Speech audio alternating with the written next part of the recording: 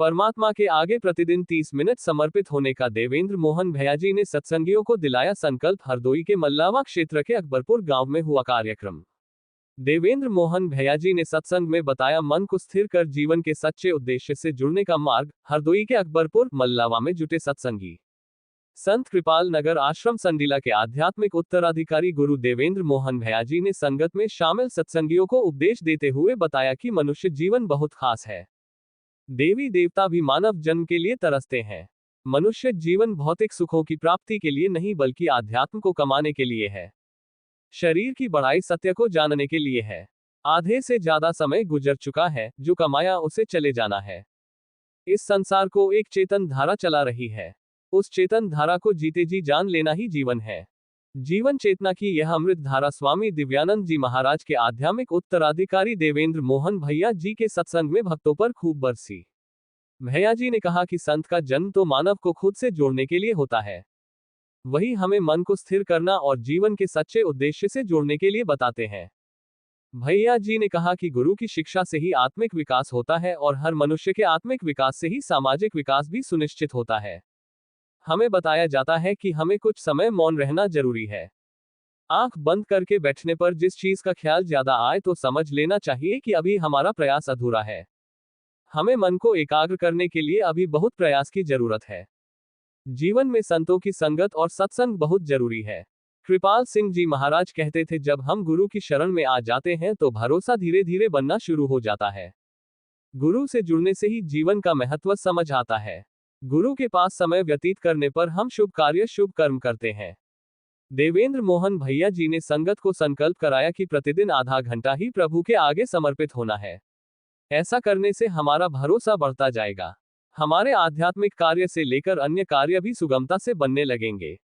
अकबरपुर में भैया जी के सत्संग आयोजन में समस्त साथ संगत के साथ साथ रमाकांत वर्मा, विश्वबंधु, भाई सचिन, भाई नितिन, अनिल वर्मा, राम प्रताप, डॉक्टर आनंद प्रकाश, शशि कुमार का योगदान रहा।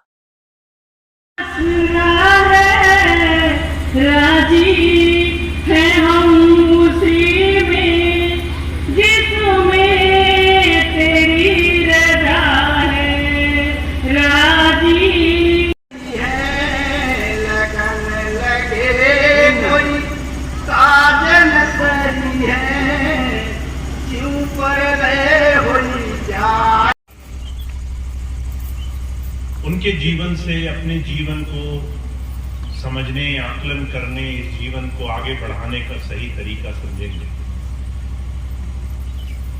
मनुष्य जीवन की सार्थकता बड़े बड़े शास्त्रों में, बड़े बड़े धर्म ग्रंथों में बहुत से महापुरुषों ने जीवन पर्यंत गाई है और उन तमाम अलग अलग महापुरुषों की वाणियों का प्रभाव ये है क्या संसार में हर एक इंसान किसी न किसी धर्म से जुड़ा हुआ है। कोई भगवान राम को मानता है, कोई भगवान कृष्ण को, कोई शिव भगवान को, कोई दूसरे देवी देवताओं की पूजा में लगा है। अलग अलग तरीके से हम किसी न किसी धर्म के भक्ति मार्ग के रास्ते पर लगे हैं। जुगों जुगों से आए उन तमाम महापुरुषों की चेतावनी का है। महापुरुष आए, उन्होंने आकर इस संसार के उस दूसरे स्वरूप की चर्चा करी जो इन आंखों से हम देख नहीं सकते। इन आंखों से, शरीर से हमें संसार सिर्फ भोगने की, संसार सिर्फ कमाने की वस्तु लगती है। और आज आप देखें इस जगत में, संसार में बहुत बड़ा वर्ग समाज का ऐसा है, कुछ अपने भारत में, कुछ अपने भारत से बाहर विदेशी संस्कृति में, जिनकी मान्यता ये है कि संसार को भोगने के लिए हमें दिया गया है। मनुष्य के लिए सारे सामान बनाए हैं। अगर पशु पक्षी बने हैं तो इसलिए कि मनुष्य का आहार बन सके। अगर प्रकृति है तो इसलिए कि मनुष्य के लिए साधन तैयार हो सके। संसार की बड़ी बड़ी चीजें अगर बनी हैं तो इसलिए कि मनुष्य का भोग है वो। और इस विचारधारा पर बहुत बड़ा एक समुदाय संसार में भोगों को जीवन का सत्य मानता है। वही संत महापुरुष अंतर उस प्रभु धारा को जानने वाले ऐसे सिद्ध पुरुष संसार में आए, धर्म की चर्चा करी, हमारे और आपके सामने जीवन में आत्मा के स्वरूप की, इस अंदर बैठी आत्मा की चर्चा हमारे सामने करी। जैसा कि हमारे स्वामी जी महाराज बताते हैं, जब उन्होंने वेदों का भाष्य किया, हमारे जीवन में हम शरीर रखते हैं, शरीर धारण करते हैं। इस आत्मा से शरीर का जो भी स्वरूप जुड़ा हुआ है, जितना भी जीवन है, वो एक बहुत बड़े काम के लिए है, एक बहुत बड़े लक्ष्य की प्राप्ति कर लेने के लिए है। और वो ये कि हम अपने जीवन में इस कर्म जगत से, इस लेन देन के व्यवहार से, जन्मों जन्मांतरों के कर्जे से हमारा छुटकारा हो जाता है। कुछ ऐसे काम करते जिससे हमारा जन्मों जन्मों का कर्जा चुक जाता है। हमेशा के लिए वो कर्जा अगर चुक जाए तो मुक्ति की, तो मोक्ष की अवस्था बनती है। इसके लिए धर्म की चर्चा हुई, धर्म का निर्माण हुआ, और आज इसी महापुरुषों की संगत का नतीजा है कि बहुत से लोग धर्म को मानते हैं। पर हमारे स्वामी जी महाराज जब अपने समय काल में विदेश यात्रा पर गए तो एक बहुत बड़े पादरी से मिले। तो पादरी समुदाय ईसाई जगत में वो भी इसी बात को मानता है कि संसार में ईसा मसीह सब कुछ है, आखिरी पैगंबर है, और उन्होंने इस संसार में उस प्रभु धारा की चर्चा करी है।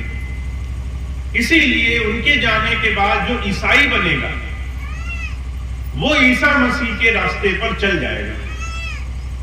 जब ये बात कही तो स्वामी जी कहने लगे, तुम चाहे ईसाई बनो, चाहे मुसलमान बनो, चाहे हिंदू बनो, अगर तुमने महापुरुषों के जीवन के उस अभ्यास के, उस प्रभु भक्ति के स्वरूप को जीवन में उतारा नहीं है, उस पर अनुसरण नहीं किया है, उस पर चले नहीं हो, तो ना ऐसा हिंदू बनना, ना ऐसा ईसाई बनना, ना ऐसा मुसलमान बनना सार्थक है। हमें अलग अलग व्यवस्था का हिस्सा बनने से जीवन में लाभ नहीं मिलेगा। अगर भूख लगी हो तो खाने की नजदीकी से लाभ नहीं मिलेगा। भोजन के जीवन में सही रूप से जीवन का हिस्सा बनने से, उसका आहार ग्रहण करने से लाभ मिलेगा। और आज सच्चाई ये है, धर्म है पर धर्म का आचरण नहीं है। संतों की वाणियां हैं पर उसका आचरण नहीं है। अलग अलग महापुरुषों के रास्ते हैं पर हमारा जीवन आज भी उनसे कोसों दूर है। ये बात आप कैसे समझ सकते हैं? कबीर साहब इस बात को समझाया करते हैं। कहते हैं अगर आप अपने मनगति पर नजर रखो, अगर आप अपने हर रोज की करनी कथनी व्यवहार को थोड़ा ध्यान से देखो, मन में कैसी कामनाएं उपज रही हैं उस पर ध्यान दो, तो आपको पता चलेगा धर्म आचरण बना कि नहीं बना। कबीर साहब कहते हैं, कामी क्रोधी लालची इनसे भक्ति न होए, भक्ति करे कोई शूरमा जाति वर्ण कुल कोई। अगर आपने जीवन में धर्म के रास्ते पर चलना शुरू कर दिया है, इससे कोई फर्क नहीं पड़ता कि आपने कौन सा धर्म अपनाया, इससे कोई फर्क नहीं पड़ता कि परमात्मा के किस स्वरूप का ध्यान कर रहे हो, पर अगर वो आचरण नहीं बना है, अगर वो जीवन में अभ्यास में हमारी दिनचर्या में शामिल नहीं हुआ है, तो आपको ये कुछ चीजें देखने को मिलेंगी। कहते काम नहीं जाएगा। काम क्या है? कहा काम काम हर कोई कहे, काम न जाने कोई, जेती मन की कामना काम धारे सोए। मन की कामनाएं ही काम है। अगर आप अपने जीवन पर देखो और लगे कि हर वक्त मन में इच्छाएं उपज रही हैं, दूसरे को देखकर कि उसके पास ज्यादा है, मेरे पास उससे ज्यादा होना चाहिए, या फिर संसार में बड़ी बड़ी इच्छाएं कि मेरे पास अभी पर्याप्त नहीं है, बड़ा घर होगा तो सुख होगा, बड़ी गाड़ी होगी तो सुख होगा, अच्छे कपड़े होंगे तो सुख होगा। कहते हैं अगर आपका एक दूसरे को देखकर मन में ईर्ष्या उपज रही है, एक दूसरे को देखकर मन में प्रतिद्वंदिता, कंपटीशन बना हुआ है कि दूसरे के पास ज्यादा क्यों है, अगर हर वक्त मन में इच्छाएं दौड़ लगा रहे हैं 24 घंटे, तो कहते हैं ये इस बात का जीता जागता उदाहरण है कि धर्म जीवन में आचरण में नहीं आया। कहते हैं धर्म का जीवन में आचरण, संतों महापुरुषों की बात का जीवन में आचरण मन की कामनाओं को, मन की इच्छाओं को, भोगों को शांत करने वाला होता है। कहने लगा ये तो झूठ बोल रहा है, 4 बच्चों का सिर्फ एक ही बोल रहा है। मन में उत्सुकता हुई, दूसरा सवाल पूछूं। फिर से दूसरा सवाल पूछा सेठ से, कहने लगे ये बताओ खेती कितनी है, तुम्हारे पास धन कितना है, पैसा कितना है। तो सेठ जी तो बहुत अरबों खरबों के मालिक थे, कहने लगे सिर्फ 5 लाख है मेरे पास। अब ये बात भी झूठी, साधु की आंख खुल गई कि ये तो मेरा धर्म भ्रष्ट हो गया। जिस नियम व्रत पर चल रहा था कि सच्चे ईमानदार आदमी के घर ही भोजन करूंगा, सेठ जी थे मन के बहुत अच्छे, पर जो बड़ा झूठ बोल रहे हैं। तीसरा सवाल किया, कहने लगे भाई ये बताओ तुम्हारी उम्र कितनी होगी। तो सेठ जी थे 60-65 साल के। जब उन्होंने बोला मेरी उम्र सिर्फ 5 साल की है, तो साधु पर रहा नहीं गया, कहने लगा सरासर झूठ, ये तो खुली आंखों दिख रहा है तुम 5 साल के नहीं हो सकते। सेठ जी जितनी बात बोली उस पर साधु नाराज होकर जाने लगा। तो सेठ जी ने हाथ जोड़ करके विनती करी, कहने लगे महाराज मेरी भी एक बात सुन लो। कहने लगे मैंने सारा जीवन खूब संसार में कमाई करी, खूब पैसा कमाया, बच्चे 4 मैंने खूब पढ़ाया लिखाया, पर किसी ने मेरी बात नहीं मानी। मैंने उनसे कहा पैसा सब कुछ नहीं होता है, थोड़ा जीवन में परहित किया करो, दूसरों की अच्छाई किया करो, दूसरों के लिए भी कुछ दिया करो। किसी ने नहीं सुनी। एक लड़के ने, सबसे छोटे ने मेरी बात सुनी और मेरी बात पर आचरण करने लगा। धीरे धीरे सत्संग में जुड़ गया, धीरे धीरे अच्छे काम करने लगा। 4 में से मैं उसी एक को अपना लड़का मानता हूं। दूसरी बात कही, कहने लगे मैंने सारा जीवन हजारों लाखों करोड़ों रुपया कमाया, पर जब सुध आई कि जीवन में इस पैसे का कोई मोल नहीं है, तो सब यही रह जाएगा, तो मैंने इसे परहित में खर्च करना शुरू किया। किसी की भलाई में, किसी की गरीबी में, जरूरत में, किसी को मैंने देखा उसको तकलीफ है तो मैंने उसको थोड़ा सा मदद करी। सिर्फ 5 लाख रुपए ही ऐसा है अभी तक जो मैंने किसी की भलाई में खर्च किया होगा। बाकी तो सब जमीन जायदाद सब इधर उधर पड़ा है, उसका कोई मोल नहीं, जैसे आया था वैसे चला जाएगा। तीसरी बात कही, कहने लगे महाराज जब तक मैं संसार में रहा खूब भोग किए, पर मिला कुछ नहीं। आखिरी के 5 साल जब से सत्संग में लगा, जब से भक्ति भाव में लगा वही मेरा जीवन है, वही खाते में लिखा जाएगा, बाकी तो सारा संसार का है। तो जो कहा करते थे जब जब आपके जीवन में आप अपने जीवन से अभ्यास को, आचरण को जीवन में ला करके जीवन चलना शुरू करोगे तो जीवन में बदलाव आने लगेगा, आपका बाहरी जीवन बदल जाएगा। मुझे कुछ दिन पहले एक बड़े सभ्य व्यक्ति मिले, बहुत सामग्री रखी, सामान रखे, भोगने की बहुत सी वस्तुएं दी, जिसको देख देख कर लोगों को लालच आ जाए और उसका मन वहां शांत रहे। उसके लिए वो भोजन और फीकी रोटी एक बराबर लगे, उसको दोनों के पीछे के सुख का एहसास हो जाए। मैंने खूब डट करके संसार के भोग खाए, तो भी अगले पल मुझे भूखा ही रहना है, तो भी अगले पल शरीर को खुराक देनी ही देनी है, तो भी आगे इस मन को उतनी ही भूख लगनी है जितनी फीकी रोटी खा करके, जितनी साधारण चीजों में रह करके। तो काम का ये बंधन धीरे धीरे हम उस स्थिति में समाप्त करने की स्थिति की तरफ बढ़ सकते हैं। पर कबीर साहब कह रहे हैं परख करनी जरूरी है। आज संसार में कोई परख नहीं करता है। लोग किसी भी जगह जुड़ जाते हैं, कहते हैं हम तो इस धर्म को मानते हैं, अपने आप को नहीं देखते कि उस धर्म को मानने से फर्क पड़ा कि नहीं पड़ा। हम डॉक्टर के पास गए, खूब बड़ा रोग लगा, दवाई लेने की चाह से डॉक्टर ने दवाई दी। दवा लेने मात्र से हमने सोचा कि हमारा उपचार हो गया। हमने अपने ऊपर नजर मारकर नहीं देखी कि दर्द कम हुआ, कष्ट कम हुआ, तकलीफ कम हुई कि नहीं हुई। महाराज जी कहा करते थे संसार में हम इस तरीके से किसी भी चीज की तुलना नहीं करते।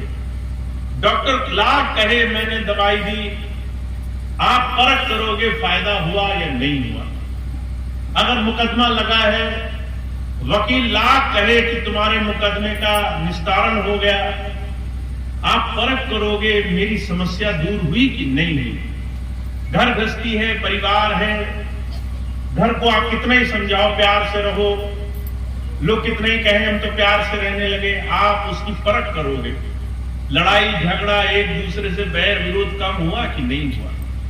हुजूर कहा करते थे दुनिया में हम हर एक चीज की परख करते हैं, हम सिर्फ अपने जीवन में धर्म की परख नहीं करते। और इसी कारण से हम धर्म के नाम से जुड़े रह गए, पर हमने संतों की बात का जीवन में लाभ नहीं कमाया।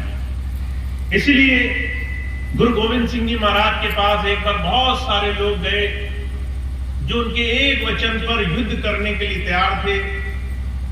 जब गुरु गोविंद सिंह जी महाराज से पूछा गया महाराज इतने सारे लोगों में कितने शिष्य होंगे आपके, तो कहने लगे मुश्किल से 5 निकलेंगे। हजारों में उन्होंने कहा मुश्किल से 5 ऐसे होंगे जो मेरी बात का आचरण को अपने जीवन का आधार बनाते होंगे। जब संत आते हैं वो बार बार इस बात को दुनिया के सामने चेतावनी के रूप में समझाना चाहते हैं। हमारे जीवन में सारी चीजों के भौतिक इलाज है, धर्म का इलाज सिर्फ आध्यात्मिक है। उससे हमारे जीवन के आचरण में बदलाव आना, ये उसकी सबसे पहली परख है। इसलिए हुजूर कृपाल सिंह जी महाराज कहते थे धर्म न धर्म पुस्तकों में है, धर्म न धर्म स्थानों में है, धर्म आचरण की वस्तु है।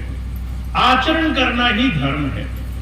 जो किया, जो जीवन में आ गया, जो जीवन में बदलाव हम बनाकर गुरु की बात पर एक कदम आगे बढ़ गए, वो हमने एक कदम धर्म की बात का जीवन में पालना करी। हमारे स्वामी जी महाराज अक्सर एक मिसाल फरमाया करते थे। एक गांव में एक सेठ जी थे, उनके यहां एक बार एक साधु आए। साधु का एक नियम था कि ऐसे इंसान के घर में भोजन करूंगा जो ईमानदार होगा, सच बोलता होगा, जो है अपनी सच्ची कमाई से जीवन में गुजारा करता होगा। साधु ने नियम बना लिया, जिस गांव में जाते थे तो सबके लिए पहली सी हर एक चीज पूछ लिया करते थे। गांव में कौन आदमी है, कौन सच्चा है, ईमानदारी से जीता है। जब इस गांव में गए तो उन्होंने भी सारी चीजें पूछी थी। लोगों ने कहा ये सेठ जी हैं, पहले तो खूब व्यापार में लगे रहते थे, अब बड़ी ईमानदारी से जीवन जीते हैं, धर्म कर्म में धर्मार्थ में लगे रहते हैं। अब ये बात कही तो उन्होंने जो जो जानकारी लेनी थी साधु ने पूछ ली। कितने बच्चे, कितनी जमीन, कितनी जायदाद, जो जो था सब पूछ लिया। जब गए और जा करके उस साधु के यहां जमे, उनका भोजन किया। सेठ जी का जब भोजन कर लिया तो वो जो है उत्सुकता में 2-3 सवाल पूछ बैठे। कहने लगे महाराज आप इतनी सेवा भाव से लगे हो, ये बताओ आपके बच्चे कितने हैं। अब 4 बच्चे थे सेठ के। सेठ कहने लगा मेरा तो एक बच्चा है। किसी की खुशी में, किसी की भलाई में इसका कुछ उपयोग किया है। इसलिए बार बार स्वामी जी कहा करते थे अगर आप अपने जीवन में परहित करो, दूसरों की सेवा के लिए जीवन में कुछ करने के लिए तैयार हो, तो उससे बड़ा धर्म कोई और संसार में नहीं है। कहा परहित सरिस धर्म नहीं भाई, पर पीड़ा सम नहीं अन्नाई। अगर आप दूसरे का दिल दुखा रहे हो, फिर चाहे घर में बैठकर धर्म पुस्तक का पाठ करो, वो कामयाब नहीं होगे। अगर आप किसी की सेवा में एक छोटा सा भी प्रयास नहीं कर रहे, और वैसे आपके पास करोड़ों है, कहते फिर उस धन का कोई उपयोग नहीं होगा। इसलिए जब संत आते हैं, कहते हैं आपके हृदय में ये परमात्मा की सृष्टि एक जैसी दिखने लग जाएगी, आपके लिए सारा संसार एक जैसा बनने लग जाएगा। इसलिए स्वामी जी कहा करते थे, एक तरफ हमारा ये शरीर है, दूसरा उसके ऊपर स्वार्थ, मन, और मन के साथ जुड़ी हुई जितनी भी चीजें जो मैं से जुड़ी, आपका अभ्यास, आचरण, उस पर चलने की एक प्रबल भावना होनी चाहिए। और उसी बात को मैं आपकी सेवा में रखता हूं कि आपको और हमें अपनी हर रोज की दिनचर्या पे ध्यान देना है। बहुत बड़ी बड़ी बातें नहीं सोचनी, हमें सोचना है कि हमारा जो आज का दिन है या कल का दिन है वो हम कैसे गुजारेंगे। आप सुबह उठो, सुबह से लेकर शाम तक कोई भी कर्म करो, प्रयास ये करो कि जो मोटी मोटी चीजें हैं प्रवृत्ति की, उसको बदल लो। अगर मन में इच्छाएं आती हैं तो वहां पर संतृप्ति, वहां पर संतोष को, वहां पर गुरु की दया से जो मिला है उसको पहले देखना शुरू करो। गुरु की कृपा से बहुत कुछ प्राप्त है, पहले उसका धन्यवाद देना शुरू करो। मुझे बड़ी अच्छी तरह से याद है, एक बार स्वामी जी सत्संग कर रहे थे, स्वामी जी कहने लगे धन्यवादी होना चाहिए।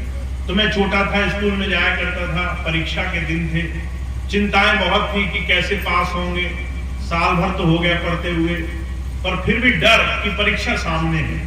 तो जब स्वामी जी का वो सत्संग सुना कि धन्यवादी होना चाहिए, तो हम सबके मन में एक ही भावना आती है। वही भावना मेरे मन में आई कि धन्यवाद किस बात का करें, अभी तो सामने संकट उभरा हुआ है, जो हमारे सामने मुसीबत है वो मुसीबत पहले हल हो, फिर धन्यवाद किया जाए। हम सब यही सोचते हैं, जो है उसको हम कभी नहीं देखते, जो नहीं है हम उसी को देख देख करके तुलना करते हैं कि गुरु की बात उन चीजों पर लागू होगी। बहुत बाद में समझ में आया कि हमें तो बहुत कुछ उस मालिक की कृपा से मिला हुआ है। हमें अच्छा परिवार मिला है, अच्छे प्रियजन मिले हैं, घर मिला है, बैठे बैठे रोटी मिल रही है, शरीर अच्छा है, शरीर स्वस्थ है। अगर आप बाहर निकल कर देखें, आपको ऐसे लोग मिलेंगे जो शरीर से अपंग है, शरीर नहीं काम कर रहा है। ऐसे लोग मिलेंगे बीमार हैं, जो है शुरू से लेकर आज तक बीमारी में ही जीवन कट रहा है। उनकी तुलना में हम उस मालिक की कृपा के कितने बड़े पात्र हैं। ऐसे लोग हैं पहनने के लिए कपड़ा नहीं है, एक जोड़े में गुजारा कर रहे हैं। ऐसे लोग हैं कमाई का जरिया नहीं है, भूखे रह करके एक एक वक्त खा करके गुजारा कर रहे हैं। ऐसे लोग हैं जिनको कोई प्रेम करने वाला, जिनकी कोई सम्मान इज्जत करने वाला नहीं है। महाराज जी कहा करते थे, तुम्हें और हमें तो बहुत कृपा है उस मालिक की, पहले इसका धन्यवादी हो, पहले जो मिला है उसके लिए उस मालिक का शुक्र मनाना है कि हे गुरु, हे प्रभु, हमें जो मिला है ये पर्याप्त है, और जो मिलेगा तुम्हारी कृपा पर है, पर जो है वही पर्याप्त है। ऐसा परिवार कहाँ मिलेगा, ऐसे प्रियजन कहाँ मिलेंगे, ऐसा सुख शांति से, इतनी जो है तसल्ली से रोटी खाने का अवसर कहाँ मिलेगा, जब आप दूसरे नजरिए से अपने जीवन को देखोगे। तो जो कहा करते थे, हर रोज की दिनचर्या पर नजर रखो, अपने आप को धन्यवादी बनाओ, सुबह से लेकर शाम तक धीरे धीरे छोटी छोटी चीजें बदलते चलो। अगर वाणी में क्रोध आए, ईर्ष्या आए, द्वेष आए, गाली आए, तो इसको मिठास में बदलते चलो, थोड़ा सा मीठा बोलते चलो, दूसरे को ताना कम मारो। हुजूर कहा करते थे, जब आप अपने जीवन में किसी भी एक चीज को पकड़ करके गुरु की बात उसमें शामिल करते हो, तो आपको अध्यात्म का रस मिलने लग जाता है। तब आपको समझ में आता है गुरु जी क्या बात कर रहे थे, किस अध्यात्म को आपको सिखाने आए थे। तो अध्यात्म वो है जो आचरण में आ जाएगा, गुरु की बात वो है जो हृदय में समा जाएगी। अंतर अंतर उस प्रभु ध्यान, गुरु की कृपा का पात्र वो है जो अपने इस जीवन से उभार लेकर के ज्योति और नाद की धाराओं से जुड़ जाएगा। तो आप और हम बहुत भाग्यशाली हैं, ऐसा सुंदर जीवन मिला है। हुजूर कहा करते थे कि ये कर्म योग का रास्ता है। आपको ये जीवन ऐसे है जैसे कोई विद्यार्थी स्कूल में जाता है, जब आप बच्चे का एडमिशन कराते हैं तो वो हेडमास्टर तो नहीं बन जाता, वो तो पढ़ने गया है। हर रोज उसे संघर्ष करना है, हर रोज मन कहेगा मत पढ़ो, किताब मत खोलो, जो पढ़ाया है उसको 10 बार बार बार दोहराओ मत, पर जितना वो अभ्यास करेगा उतना वो अपनी उस पढ़ाई के दर्जे से आगे बढ़ने के काबिल बनेगा। ऐसे ही हमारा और आपका जीवन है। हम जितना गुरु की बात पर अमल करने की कोशिश करेंगे उतना हमें धीरे धीरे एक एक दर्जे, एक एक सीढ़ी गुरु की कृपा से इस संसार में गुरु की दया का सच्चा बोध होना शुरू हो जाएगा।